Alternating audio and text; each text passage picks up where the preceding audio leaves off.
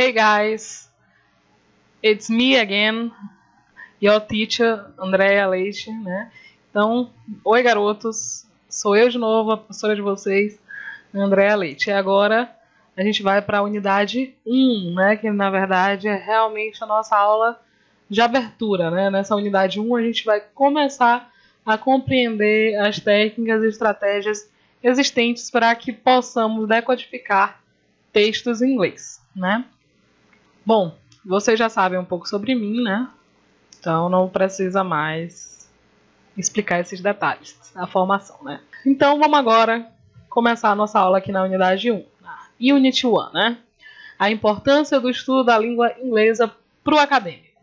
No caso, vocês são acadêmicos de geografia. Então tá aí o rapazinho, né, com o chapeuzinho dele aí de formando, dando uma busca no Google, né, acerca do inglês.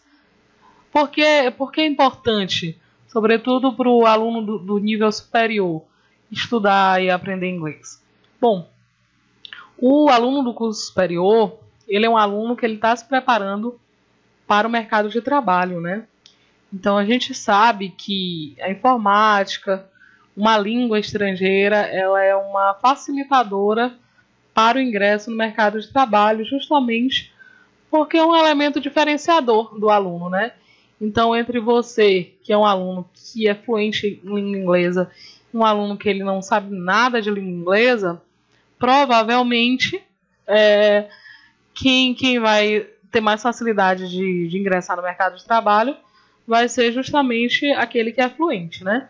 Então tem essa questão aí já de cara, de primeira, que é a entrada no mercado de trabalho, que é uma questão muito prática, né? Há ainda outras possibilidades, como você, mesmo que seja um nível básico em inglês, então você sabe o básico, se comunicar as coisas principais, como, por exemplo, perguntar uma informação, responder alguma informação, seu nome, idade, etc. Mesmo você com esse conhecimento básico, você já é capaz de realizar um intercâmbio, de trabalhar, às vezes, no exterior, de realizar um intercâmbio para vir justamente a aprender mais, né? Então, em universidades públicas, sobretudo, mas às vezes instituições privadas, ofertam bolsas, né, seleções para intercâmbio de alunos em universidades europeias ou americanas, enfim, universidades estrangeiras. E o que é sempre pedido nesses editais? Que o aluno possua pelo menos os conhecimentos básicos naquela língua daquele país, né? E quando se pensa em inglês, tem que se estar ciente, o inglês ele é considerado a língua padrão, né? Que hoje em dia se fala língua padrão, mais comumente, mas na verdade ele é conhecido como uma língua franca, né?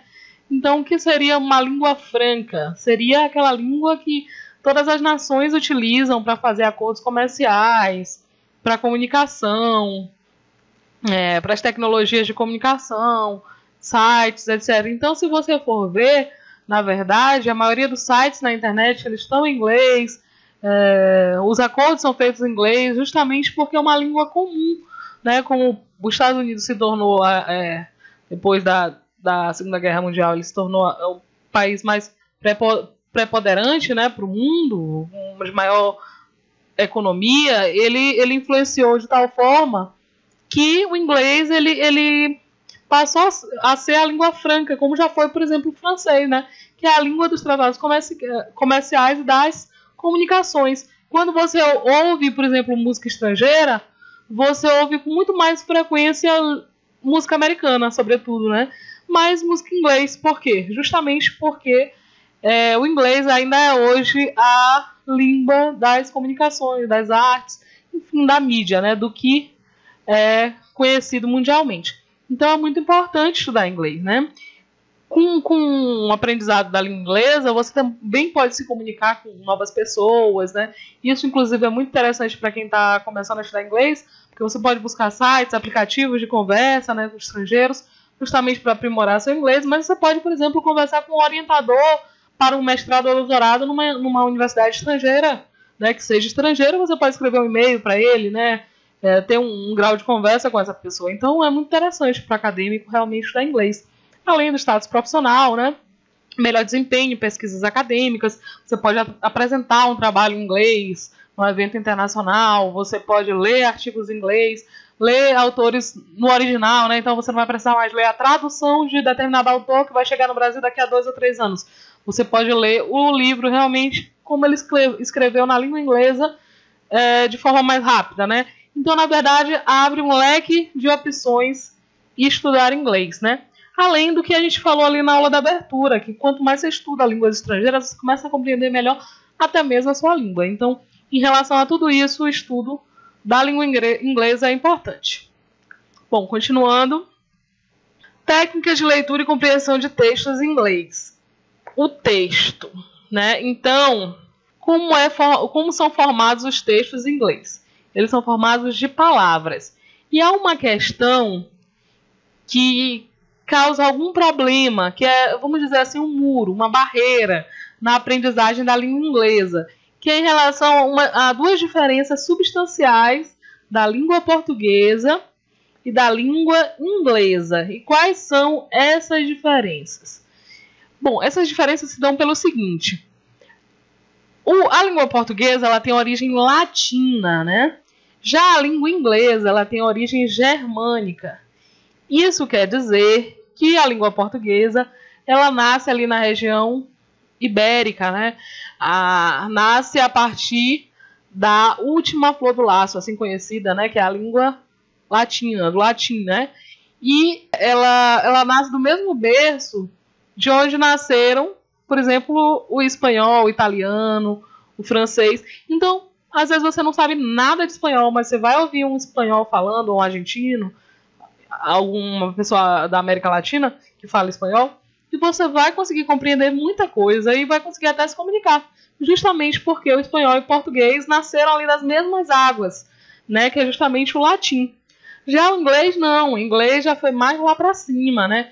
O inglês ele nasce de origem germânica, né, de uma outra região da Europa, né? E com isso ele vai estar mais próximo do alemão e de outras línguas germânicas. Então, o que acontece? Muitas palavras que em português e espanhol são parecidas, em português e inglês são totalmente diferentes. Você nunca vai descobrir o significado só de olhar a palavra, como poderia acontecer no espanhol por ser semelhante, né? Então tem essa barreira aí, que é da origem, né? Da etimologia, da origem das palavras. Uma outra barreira é que nosso alfabeto ele é latino, né? Inclusive, o nosso alfabeto, originalmente, ele tinha o quê? 23 letras, né? Já o alfabeto americano, ele é o nosso alfabeto latino acrescido de mais 3 letras, que é o KWY, né? Que em inglês fica KWY, né? Então, o que acontece? Hoje em dia, a gente já adotou essas 3 letras, mas a gente ainda não utiliza muito. A gente utiliza mais unidade de medidas, palavras derivadas do tupi-guarani, né? Mas a gente não utiliza tanto assim ainda. No inglês se utiliza bastante, né? E além disso, dessas 3 letras a mais no alfabeto inglês, ainda tem a questão da sonoridade das palavras. Então, como eu falei aqui, K não vai se pronunciar K lá, e nem vai ter o mesmo som de K, como a gente tem aqui, nem o W, nem o Y, né? Na verdade, vocês podem, inclusive, quem não conhece, né, porque é algo bem básico, mas quem não conhece, pode procurar no YouTube o som do alfabeto inglês, né, A, B, C, D, E, porque esse som, o som do inglês é diferente, é diverso do som do português. E o que acontece é que muitas palavras, às vezes, vão estar escritas igualzinho a gente escreve no português, mas a pronúncia é totalmente diferente. Então tem essa outra barreira, porque às vezes você vai ouvir aquela palavra e você não vai associar a grafia dela, porque a gente não está acostumado, né, a identificar esse tipo de sonoridade. Então tem essa questão bem aí.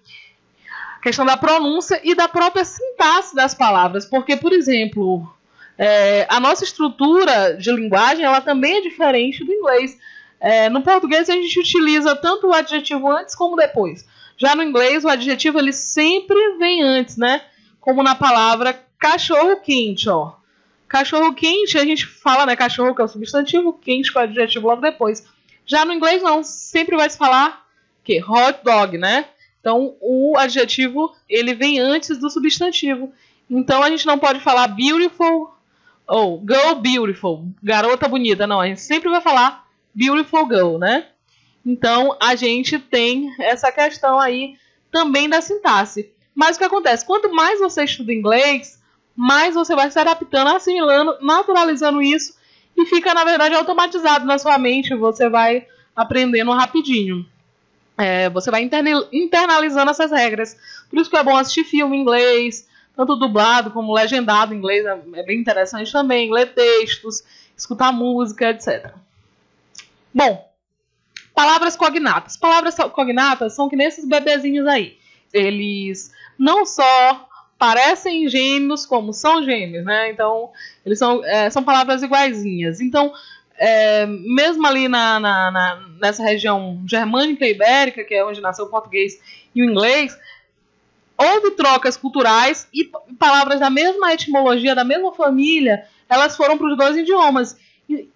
Então a gente tem palavras que são escritas e pronunciadas é mais difícil, mas sobretudo escritas igualzinho no português e realmente tem o mesmo significado. Essas são as palavras cognatas, ou seja, elas têm o mesmo radical, que é a essência da palavra, né? Que é a etimologia, a origem da palavra, é o radical, né? E é o mesmo radical em dois idiomas distintos. Geralmente a pronúncia vai mudar, mas a palavra tem o mesmo significado. Como nesse exemplo bem, let's go to the hospital, né? Então a gente tem o glossary aqui, né? O dicionário, né? O léxico. Então a gente tem, né? Let's go to the, né? A tradução. Então let's go to the hospital quer dizer o quê? Sim, hospital, né? Vamos para o hospital. Então aqui eu não coloquei a tradução do hospital, mas obviamente vocês já sabiam que era justamente porque essa aqui é uma palavra cognata. Ela é uma friend da gente, né? É uma amiga nossa, né? Então ela vem para nos ajudar. Então quanto mais você encontra palavras cognatas no texto, mais elas facilitam o entendimento e te ajudam a compreender aquele texto. Agora a gente tem as falsas cognatas, também conhecidas como false friends. As falsas cognatas são aquelas que são parecidas, mas elas vêm de origem diferente. Esses bebês aqui provavelmente não são univitelinos, apesar de serem irmãos, serem muito semelhantes, mas são duas gerações diversas, né? Por isso a gente chama de false friends, porque eles são palavras que você olha, peraí, é igualzinho em português, deve ter o mesmo significado, mas não são, né? Então como é que a gente torna essas false friends, amigas falsas, em cool friends, né? Amigas legais? A gente faz isso justamente conhecendo as palavras falsas cognatas. E a gente consegue isso através de estudo, né? Buscando as falsas cognatas na internet, estudando, porque geralmente tem uma quantidade de falsas cognatas mais utilizadas. Então você, sabendo, conhecendo as principais, já vai fazer uma grande diferença no seu texto, até porque cai muito em prova, né? Você vai sempre utilizar. Por exemplo, aí a gente tem, por exemplo, não, for instance, né? Quer dizer, por exemplo, em inglês. No glossary a gente tem your como seu, hair, cabelo, né? Smell, cheira. Então, your hair smell terrific. Quando eu falo your hair smells terrific, eu quero dizer o quê? Que o cabelo da Rapunzel cheira terrível? Então, o príncipe está dizendo isso pra Rapunzel? Ela tá com essa cara de feliz? Não, obviamente que não, né? Terrific, em inglês, na verdade, quer dizer maravilhoso. Então, se um gringo for à sua casa e ele disser que sua comida está terrific, quer dizer que a sua comida está maravilhosa e não terrível, né? Então, essa é uma false friend. Mas, se você conhecer ela, ela se torna uma cool friend, né? Uma amiga legal, porque você já vai entender qual é a questão dela e já vai identificar no texto. Então, a solução para tudo é o estudo, a pesquisa.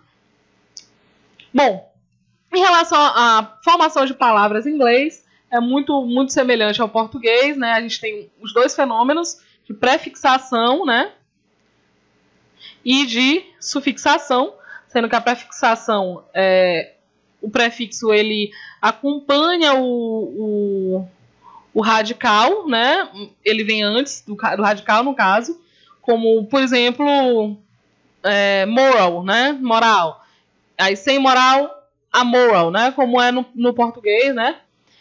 E temos também o fenômeno da sufixação, né? Que, no caso, a diferença é que a prefixação ela não vai mudar necessariamente o significado da palavra primitiva. Ela só vai negar ou ela vai ela vai afirmar ou ela vai situar num tempo, né? Já o sufixo, ele pode mudar a classificação daquela palavra. Então, ela pode se tornar advérbio para advérbio, substantivo para adjetivo, etc.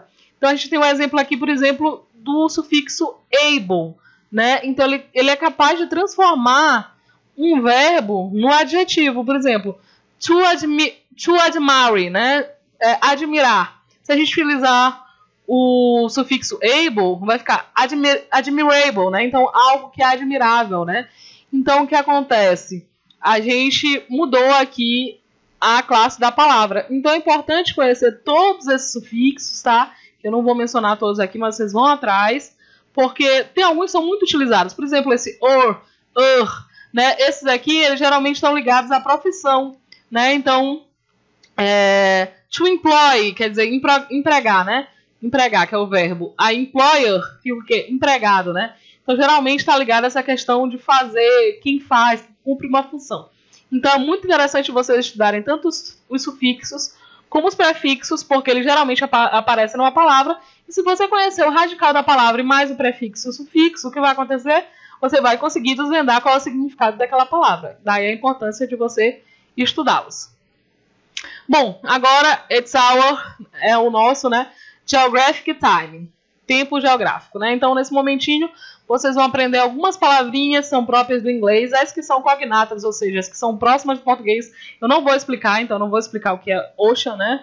Que é previsível, oasis, que é a mesma coisa do português, né? Desert também.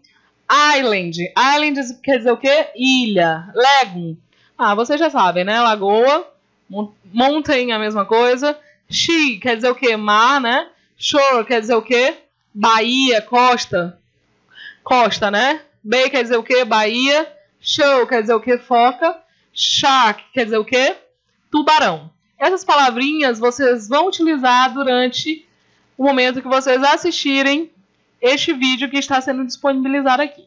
Esse vídeo vocês vão assistir, vão assistir de qualquer forma. Vocês vão buscar no vídeo, que está legendado em inglês, as palavras cognatas e as falsas cognatas, para vocês já irem aprendendo a identificar. Então, o que vocês vão fazer? Vocês vão pegar o caderninho de vocês e parando o vídeo e anotando, tá? Bom, aqui a gente tem as referências, né? E uma frase de motivação que quer dizer: a shape in the rainbow is safe, but that is not what shapes are beautiful. Então, eu não vou explicar a tradução, vocês vão atrás, mas basicamente fala de que vocês têm que se lançar no mar porque vocês não podem ficar parados, porque o ser humano ele foi feito para se desafiar, né? Bye bye, till the next class. Kisses.